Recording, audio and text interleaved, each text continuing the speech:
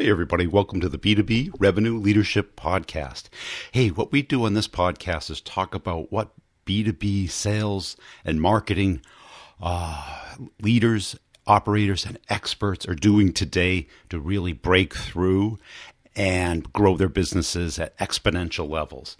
Let's get it in the interview. At the end, I'll give you an update on my courses, and you can check out my website at b2brevenue.com, and it's Brian G. Burns on LinkedIn. Hey, John, welcome to the show. As a way of getting started, tell us a little bit about yourself.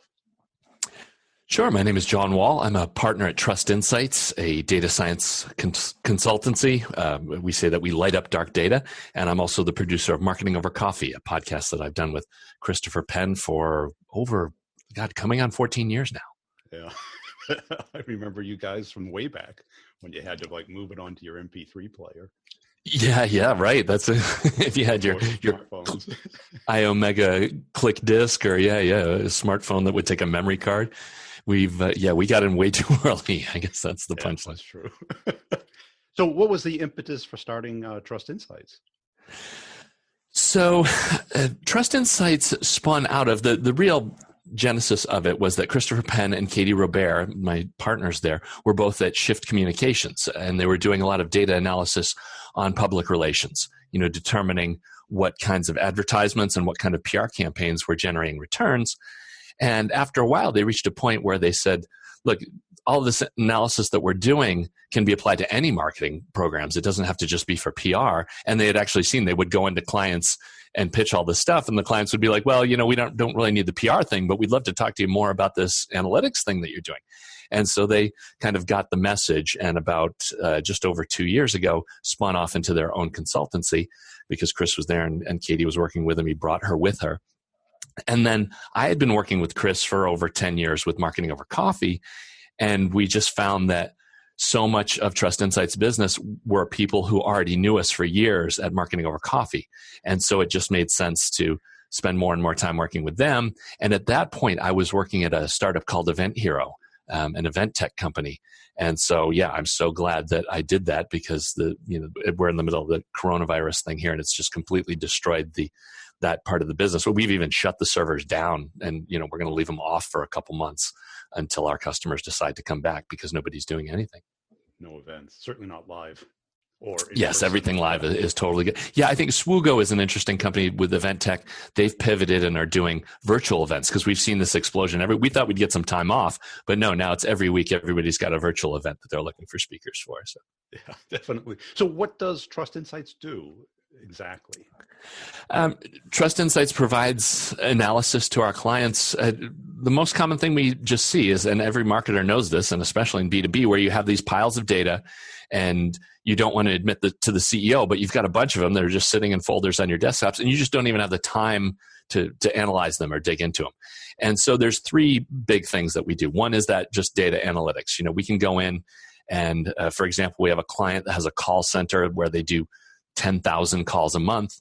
We're able to use machine learning to transcribe all those calls, and then we use a different set of machine learning algorithms to analyze and find all the terms and major topics in there.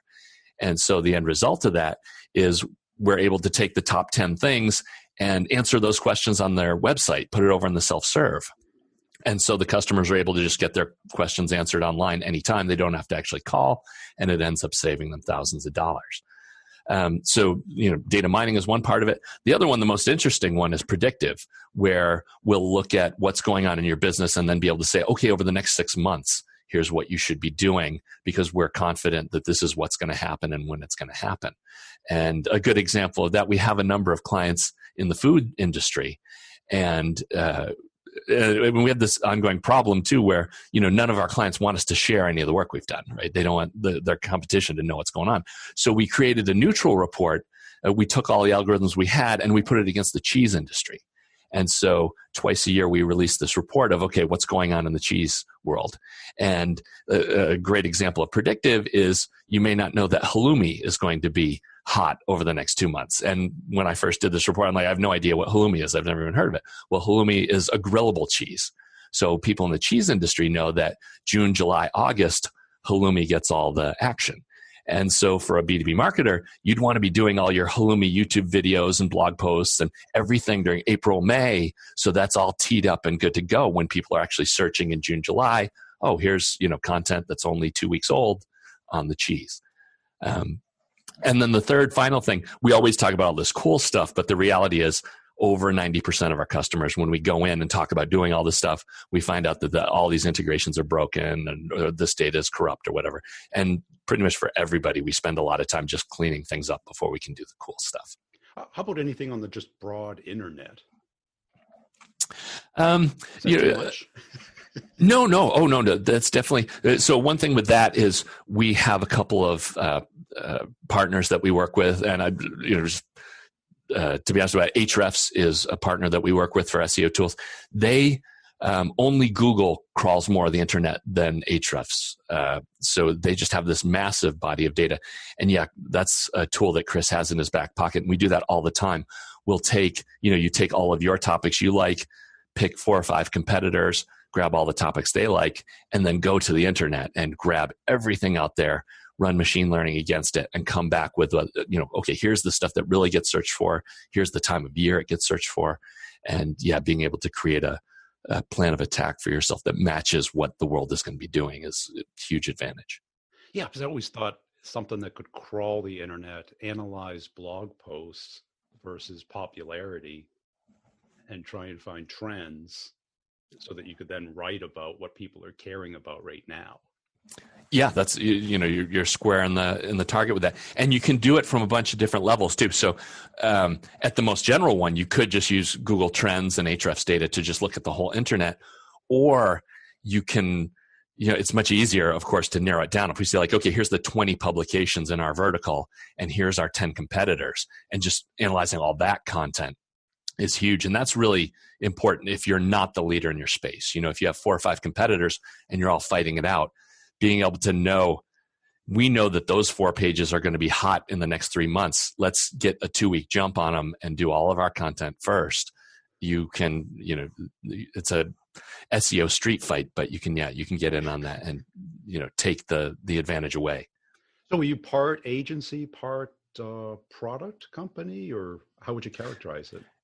We're definitely just agency. We have a number of tools, and we just kind of joke about it. We build all these products and services, but the bottom line is, unless you're Chris Penn, you really can't work your way through the interface. It's just too complicated to make this stuff work. So we do. We do have some products, and we do a lot of data studio dashboards, because we'll get Google Analytics and Tag Manager all hooked up, and then we'll build you a dashboard. But that stuff ends up being bespoke. It's, nobody could just buy it. But the huge benefit is, okay, so we've built 30 of these. When a client comes to us, we're like, oh yeah, we've already done 2 or 3 in this vertical. We can just clone the dashboard we built. If you were to build it yourself, you'd have to start from scratch. But we already know, okay, the average company in this space is managing, these 10 targets that they're trying to hit. Well, let's start there. And it's just, it's a huge time saving and saving yourself climbing a brutal learning curve. And who's the perfect client for you guys? Anybody that doesn't already have a full-time data scientist on staff can be a decent client for us, because the market for those people, if you don't have an extra $250,000 a year lying around to pay somebody to do this stuff, then have us come in and run 5 or 6 reports for you at $4,000 a month. It's a no-brainer. Think of it just as like outsourcing your accounting or your HR or, all these kinds of positions where, at a certain point, you're going to be strong enough that you'll want to bring some stuff in-house. But even for the folks in-house too, there's a lot of benefit to, if you're only working with one client, working with people that have worked with 10 different clients, they've seen other things, and they kind of, may have some approaches to things that you don't have the time or haven't thought about building yet. Yeah, I could imagine the learning curve is pretty steep in this area. It's brutal. And another huge one is integrations, to have somebody just show up and say, okay, we've already integrated Google Analytics to HubSpot, Marketo, just like the laundry list of the SaaS tools that folks are using. Yeah, trying to build that stuff by yourself, you're just a glutton for punishment. That's it, because I see the need, and you're probably one of the first people I've seen do this, is really applying the MarTech stack to particular problems. Yeah, it's we're in the middle of a huge revolution. I think we're so busy fighting day to day just to get leads and survive that people don't sit back and think more about, you have this digital nervous system now. I mean, when you look at the way HubSpot, and for us it's HubSpot and GA and whatever mailing service you're using, those three tied together are just giving you this constant real-time feed of what people are doing and where they're at. I mean, I can wake up and go into HubSpot and take a look. Okay, here's the 10 people that were banging around the website last night. And, and here's the ones that I've already sent them something. And here's the ones that have hit and downloaded these resources. Even as far as if you've got the PDFs posted, I can be like, okay, these 4 guys only made it 2 slides in, but this guy made it all the way to the end of the deck. All that kind of visibility can give you a huge advantage. Yeah, just today, I think marketing is very much a detective role versus this spam role that we've kind of looked at it forever. Yeah, isn't it? It's, spray and pray was the approach all the way back to, the Sears catalog and, throwing stuff in the mail. And people are finally getting around to this idea of it's more about the customer journey. You can understand what people want to see and where they want to go, and you can start to build guardrails around that and optimize it. And the huge win with that is that, okay, so let's say where your customers are going and how they buy and the order that they buy things. If you can get a 10% improvement anywhere in that chain, that lasts for the rest of the life of your business. Whereas, the email campaign that you're going to spray this week, you're going to get about 3 days worth of lift on that. And then you got to go work on, do it again. And of course, I always talk about how that stuff is like surfing, and that, what worked last week, now 10 other people are doing it this week. So you need to find the next thing. It's like every wave is different. You need to adjust. Whereas if you can improve the customer journey, again, that just continues to pay. It's evergreen. Yeah. And what other technologies do you see out there that excite you? Oh, that's a great question. Smart speakers are something that I've been playing around with and watching a lot. And that's a really interesting space, and how these different user interfaces are going to change for us. And unfortunately, a lot of that is more barriers to entry, because it used to be that, like, okay, if I was on the first page of Google, I'm good. But, your smart speaker is only going to throw you back one result. So it's either you or, you either win or lose. So that's a big, and there's just so many things. Pretty much every week you're like on top of like, okay, what's next and what's working. But I think the other huge one for us is virtual events now. People trying to transition from like, okay, we used to count on once a year, we'd get them all in a room. Now it's okay, we've got to figure out something else that's going to work. How are we going to get that same kind of experience without being face to face? Right. Yeah, because a virtual event is completely different than a in-person event. Oh, isn't it? This is kind of an aside, but it's just so crazy. I didn't realize until this all happened how much I have to scan a room everywhere I go. Like, I just didn't realize, like, I've always known that was my thing, but I didn't realize how I do it, because when I go to the grocery store now, I feel like I've lost sight in one eye, because normally I would go in and every person I would look at, I'm like, okay, this person's happy. That person's sad. This person wants to talk to me. This person doesn't want to talk to anybody. And now with everyone having masks, I get none of that feedback, right. And I'm walking around and you feel like you're isolated and lost. And it's, the virtual event space is tough. Oh, and an insane story.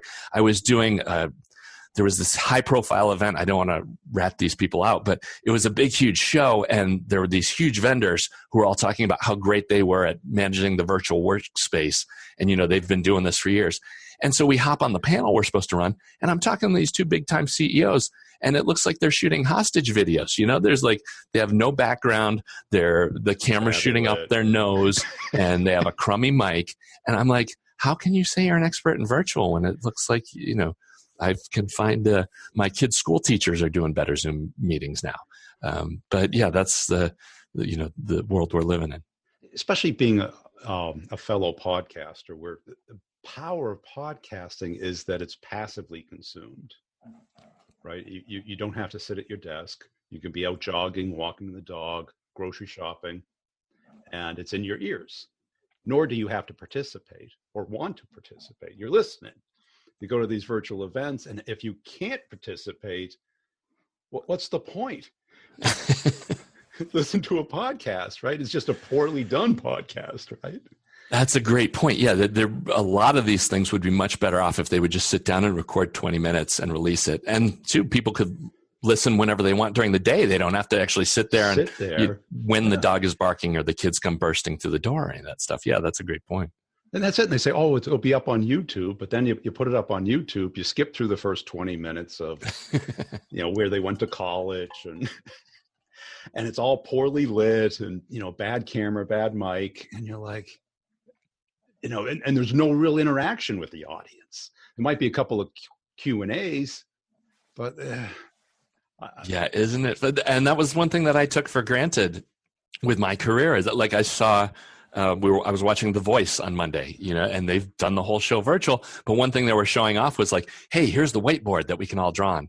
And I remember over 20 years ago having a Mimeo whiteboard that we would stick on a whiteboard so that during a WebEx we could do whiteboard stuff. And I'm like, it's been 20 years and this is still new because there's been, we're now being forced down this channel. Yeah.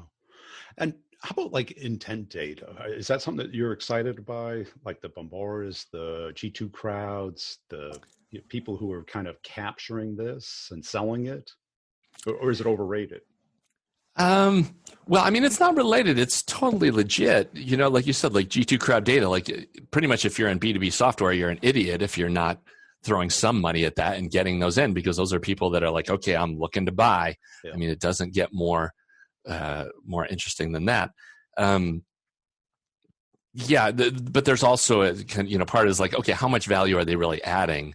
And that starts to get to be a little bit questionable. But yeah, there's definitely, it's something that you want to do. And the best thing is if you can start to get intent data yourself, if you shouldn't have to pay for that because there's no reason for you not to have, the 10 posts that are the most common search when somebody first starts looking for this thing, so it's like, that if a church is looking for an email service, there's 5 or 6 services that they're going to, 5 or 6 terms that they're going to throw out there. And so you should have, the top reasons why you need to do this for your church is one of your blog posts. And, you want to be updating that post every quarter. You go in there and and even, this is like an old school trick, but Marcus Sheridan was totally the guy that did that originally with pools. He did this post of like, here's the top 10 pool people in this geographic area. And the other pool providers were like, oh man, thanks for including us on your list. Like they were all excited. And he would have at the bottom like, oh, by the way, we don't include ourselves because, that wouldn't be the right thing to do. Meanwhile, everybody in town searching for pools is all going to Marcus's list. And, oh, surprise, he got all the business, even though he's, saying these other guys are the top 10. Yeah. And grabbing intent and trying to make that part of your attack plan is a great tactic to start with. But I mean, you can just hijack that with AdWords, right? You can just pay to be number one. Yeah, you definitely can. And it's a good way to jumpstart things. And, all these networks too are kind of like, oh no, the ads don't affect the organic results. Don't, worry about it. But oh gee, I spent $100 this month and I got 4 times the organic traffic. Like imagine that. Yeah. But yeah, it has. And yeah, that is a good 2-prong. The big thing for a tiny, small business, the organic is almost free. I mean, it's only the time it takes to create the content. But yeah, when pretty much you're also a fool if you're not like throwing $20 because it's like you can totally geofence it and you can slice it by age, all this stuff. Yeah, exactly. Age, right? And then like and rule out all these people that are over in this other thing that's all normally garbage traffic. Yeah, you should, if you're doing things right, you should have a list of like 10 things, and these are like every month these max out. Like we're spending all the money we can. If we could spend another $2,000 on it, we'd do it in a heartbeat because we know for every $1 we spend, we get 7 or whatever. But you mine those to death. You usually have to move on to the next marketing program because you can't spend any more money there. You're already buying everything that's there. Yeah, because in B2B, that's a very tiny portion of the market that's actively searching for that topic. The real gold is in the latent pain. They have the problem you solve, but they don't feel it yet, which is your market. Everyone's got the problem you solve, right? Yeah, and that's they don't know you exist. Right, you have to get them to come to. So there's a bunch of things we can unpack in there. I mean, so one part is the evangelical versus a known product sale. Like a lot of companies, you're spending the first 10 conversations just explaining what you do. Yeah. And then the other one is the whole vitamins versus painkillers. It's if you've got a product that, hey, come use our tools and, you're going to double, triple your results. Well, that sort of gets them interesting. But the bottom line is you're, telling them to exercise and eat right. And people are like, yeah, that's awesome. And I'm not that there's donuts here right now. The donuts are delicious. Yeah, exactly. So it's just that's not going to work. So you do have to frame it by pain. Like, right. Oh, hey, wouldn't it be great if I could get your boss to stop chewing on you about those 10 files that, you never send in every month or whatever. Then that gets you going. You didn't name the podcast Marketing with Green Juice. Right?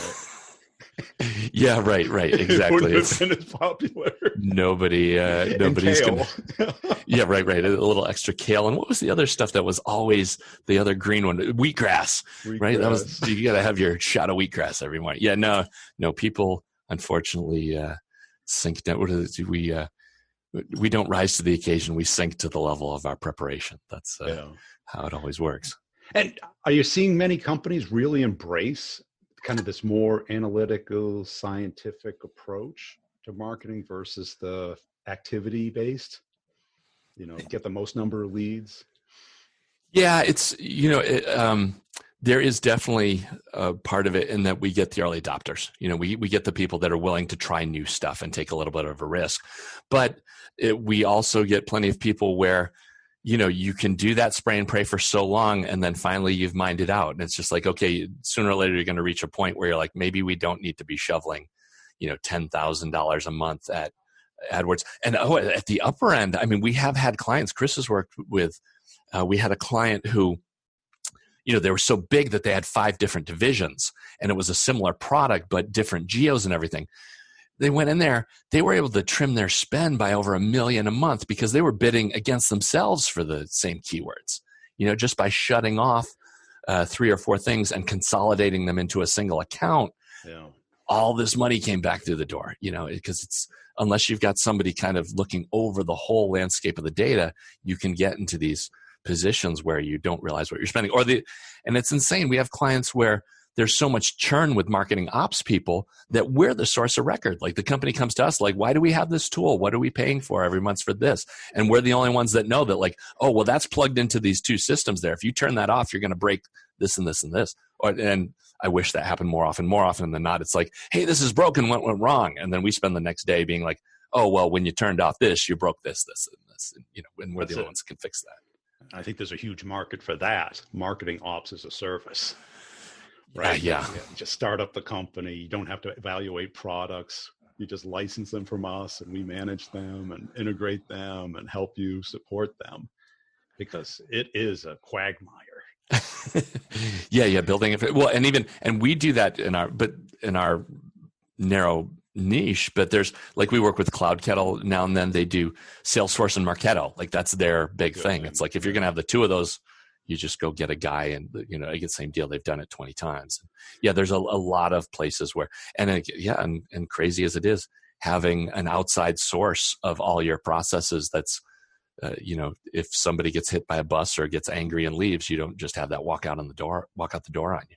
Yeah. And what's your opinion? Because I've always looked at marketing as like, you have to have the 2 things: knowing how to do it and caring. Oh, well, that's a huge gap. Right. Because you have the people who know how to do it, but they don't care. So they don't do the details. They're advertising in South Africa, and they have no ability to sell in South Africa because they don't know how to do the AdWords tight enough, or they take a broad word that can mean multiple different things. Oh, yeah, there's a bunch of things to unpack with that too. I mean, yeah, internationalization, or I-16N, as people who hate to type it, call it, is totally a thing that you pretty much do have to go distributed. You have to have teams in every country that can adapt and become more human, because if you're just doing, you don't even realize you're probably offending people in 4 or 5 countries, no matter what campaign you're doing. There's some term you've got that means something that is, something that you don't mention in public conversation. There's all kinds of stuff to screw up. But then, the caring thing is a whole nother huge thing. Unless you've taken a lot of care to set up your marketing departments so that people have the right incentives to care and to engage humans, you fall into that trap of, it's just like, okay, how many emails did we push out the door this month? Like, did we break the number? And then those people are just sitting around praying, hoping that they get the clicks. And there's a huge gap between the people who care and those who are just going through the motions. Yeah. And do you think we've hit peak content, or do you think the content game is still valuable? Oh yeah, no, we're way beyond peak content. I was talking with, that's long that was gone. Years ago, Brian. Yeah, it totally was. I was talking to Matt Sweezy from Salesforce. He has his book Context Revolution, and I hadn't even thought about it. But think about all the data and content that is created just for you. You've got your smart wristband that's tracking your steps, and that's sending you emails and updates, and it's just for you. No one else is completely tailored to you. And so, we just have all this data pouring in continually. And so the big key is how relevant can you get? If it's your Fitbit data, then it's talking to you about what you did in the last 20 minutes and what you need to be doing in the next 30. That's the bar you have to measure your content against is, it's got to be personal and it's got to be relevant and right on the mark, because anything below that, now you're falling into the noise category. And is there a particular company out there that you envy as far as how well they're doing marketing, mostly in the B2B space? Oh, in the B2B space. Wow, that's hard. Right. You're asking a tough question. So, and I've gone through a little bit of a revolution just in the past 6 months of finally dissolving B2C versus B2B. I wrote the B2B Marketing Confessions book, so it's not like I'm not fully vested in B2B, right? But the big thing is it's about risk and the impact of the decision. So a person at home figuring out how they're going to spend the $5,000 they have budgeted for their vacation, that's pretty much a B2B level decision. They're going to spend weeks researching, and their CEO is going to approve the money for them if they're married, and they need to work that out. So that's a full-on B2B kind of thing. And it's the same thing in B2B. There's some transactions that the CEO is going to get involved in, and you need a committee, but there's also stuff that you can find the sweet spot of. Maybe you have some kind of $5 a month service that the one employee is just going to slip on their Amex and nobody cares. That's really a B2C transaction. It's a different, somebody's just going to go buy it right away if it's there by the register. And so that kind of, changes everything. But so, as far as people that do it right and do a good job, HubSpot does practice what they preach as far as putting a ton of great content out there. And don't you think it's too much? It is too much. Too broad. It's too much. It's too broad, but don't look at it from HubSpot. Look at it from the customer journey. When somebody's searching for something, they always find an article over at HubSpot that answers what the heck they're talking about. Right. But the likelihood, like they put stuff out about Instagram, and it's like somebody looking about Instagram has no correlation to HubSpot. Nothing to do with it. HubSpot. They don't know what it is. And then the sales rep gets that lead and has to call them. Well, isn't it? That's a whole nother thing. Yeah. And I saw that for the first time, like in 2005, I was doing B2B at this company that was a software development tool, very niche, narrow, there's like 4,000 people in the world that we cared about, really. And a security company that was in the same complex had just done a funny video with John Cleese. And so it was insane. They were getting 20,000 leads a month in. Like they literally pulled in over 1 million leads. And at first everybody was like, awesome. But then like within a week, the CEO's like, what are we going to do with 1 million leads that there's no way we can get through these. So that's a whole nother thing. So the ability to cast a net is different than the ability to really manage the customer process.